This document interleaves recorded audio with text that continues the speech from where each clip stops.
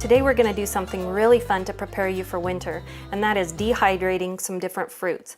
In the summer you've got plenty of these to work with, but as soon as fall comes around you start noticing the prices getting higher and higher and higher. So get yourself to the farmer's market or just Walmart, Supercenter, get some good fresh fruits and we'll get started on dehydrating them. Let me just tell you about a dehydrator if you're not familiar with it. This particular model is an open country digital dehydrator. I love that it's digital because I can set not only the temperature very specific, but I can schedule the hours that it's going to be, and I can always add hours right in the middle of what I'm checking up on. Inside you'll see all these trays and you can add more and more trays. It comes with these removable trays, so if I just need 2 I can use that, or I could build it up and use 8 trays. And also they make a special one if you wanted to make like fruit leathers. This kind is just made for laying the fruit right on the surface of it, and that's great. But if I had my very favorite and best, it would be an Excalibur. So if you have time, go on to Amazon, check out what's available. They have all different kinds of models. A lot of times they're square, but all incredible different options to them to make them a really good investment that's going to be worthwhile over the long run. But this little open country is going to do great. I think I got this at a Bass Pro Shop, but you can get them online. I have used the even lower end ones than this, and I can't recommend them. They usually break down in about a month or 2, and you'll wish you had spent a little bit more money. So this is kind of middle of the road. All right, so what we're going to do is a couple of different things today. We've got grapes, strawberries, blackberries, and believe it or not, cranberries. You wouldn't think of cranberries to dehydrate, but they retain their flavor so well. They give a wonderful kick to your granola bars or your breakfast cereal during the winter when you want cranberries thrown in there. And you don't even have to cut them up to dehydrate them. So this is a really easy and no-brainer. Also the blackberries over here, you don't even have to cut them up. Just wash them real good and put them in the dehydrator. The strawberries we're going to slice up pretty thin, and they'll make a nice little treat for later. And for the grapes, all we're going to have to do is just wash them really well and then slice them in half and lay them face up. So your only assignment is to go out and find the very favorite fruits that your family has while it's still somewhere here in the fall and summertime. Get them put in the dehydrator, and all through the winter you're going to have wonderful fresh fruits to eat. I say fresh relatively, you know what I mean, dehydrated, but they're going to be a wonderful treat for your family all through the winter, and they're going to save you a lot of money. So if this is your first time dehydrating, I'm going to tell you 2 secrets that are going to help make it successful. First, if you have your grandmother's apron, you need to wear it. Somehow it's going to make everything better. And then secondly, you want a good paring knife and a good serrated paring knife. I have 2 of them here, but really, if I had my grandmother's best knife, that's what I would use right here.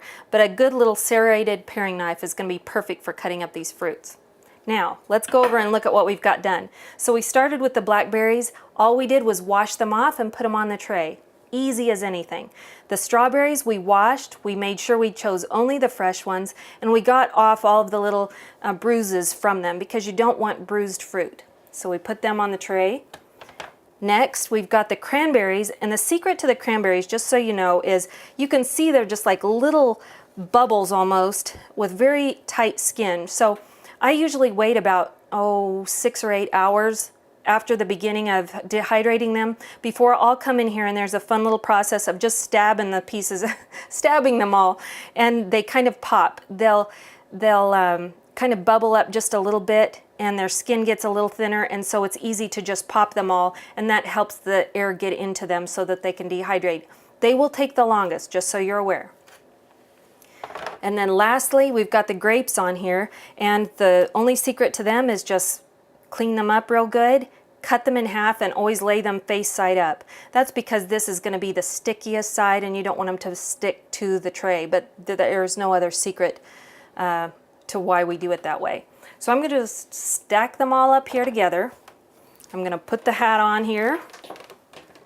And again, this is a digital dehydrator, so let me show you what that's going to look like. The ideal temperature for fruits is going to be about 135 to 145. So First I'm going to, let me just go to temperature. I'm going to set this at 145. There we go. And then I'm going to set the time. And I'm going to start with about 12 hours. Literally, it'll probably take almost 2 days. So don't get disheartened if it's a whole day and you don't see a lot of results. But I usually give it 12 hours to start, and then I check on everything. And if you know that that's going to fall in the middle of the night, go ahead and set it for 15 hours. There's no harm in doing that, and you can't over dehydrate them. That's kind of the nice thing.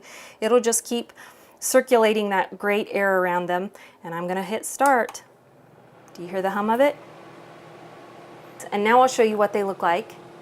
With some I've already done and have ready, so I want to show you the finished product.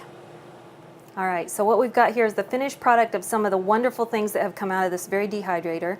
Over here, the first one that I just love is blueberries, and they're a little bit like little rocks. You just don't pick them up and eat them for a snack, but they're fantastic in pemmican, which you'll see in a different video of how to make pemmican. They're also great for granola bars and things like that.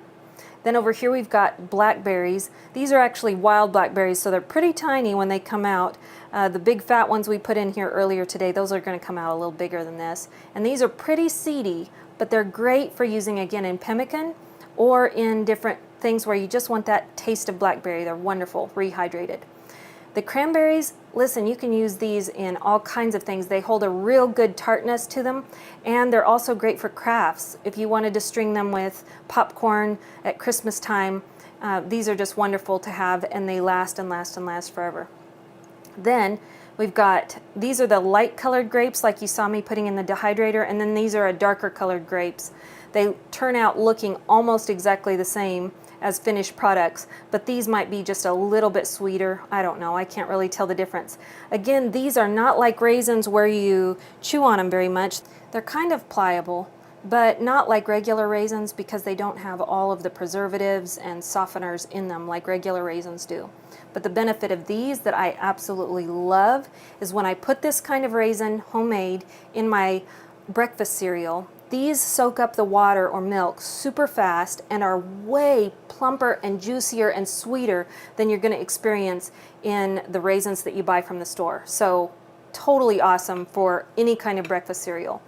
Then you've got the dehydrated strawberries, and these are just fun if you are in the middle of winter and you are really craving like strawberry shortcake. Every now and then you'll get a hankering for that, and you can get out some hardtack and rehydrate it, or just make some good biscuits. Hopefully you'll just make some good biscuits and put these with them. Rehydrated, this is going to be delicious halfway through the winter. So next, let me just show you how we are going to preserve these in a jar now. So once you've got everything dehydrated, the last step you're going to need to know about is how to store that. And so anytime I have an extra jar, this is from some leftover jam from the store, clean it real well. If it has a metal lid, I usually keep those jars, but not the rest. You're going to want to only put one kind of berry in each jar. And this one I've got filled up with some of the light colored grapes that I have going, another batch of them going in there. I'm going to fill this all the way up. Here I've just got it halfway full, but then this is the secret that's going to keep them nice for a while. Every time you get a new pair of shoes or a new purse or all kinds of different things, you're going to notice it comes with little silica gel packets that say do not eat. They come in all kinds of different versions, and these are just a few. So what this is going to do is soak out any additional moisture that's left in those dehydrated berries. So I throw the berries in. I throw a couple of silica gel packets. It doesn't matter. The more the better, I think, because it's going to suck out any of the moisture in the air that's left in that. And then just put the lid on tight and put it in the refrigerator if you've got room, or better yet, if you have a root cellar, man, stick it in there. I would try to use everything up within a year. Some last longer than others, and some have shorter shelf life. But I've noticed that pretty much everything I've ever done, if I eat it within the first year, year and a half, even 2 years, it's just fine. You go much longer than that and you're going to lose some of the quality of the nutrients. So it makes sense to go ahead and try and use it up within that first year. I just want to encourage you, give this a shot. You're not going to ruin anything. You can only learn from this. So share this video with anybody that you know that wants to get started dehydrating, and comment below. Let us know what you're doing or what your favorite thing is to dehydrate and how you use it, because this is a really fun conversation for all of us to participate in.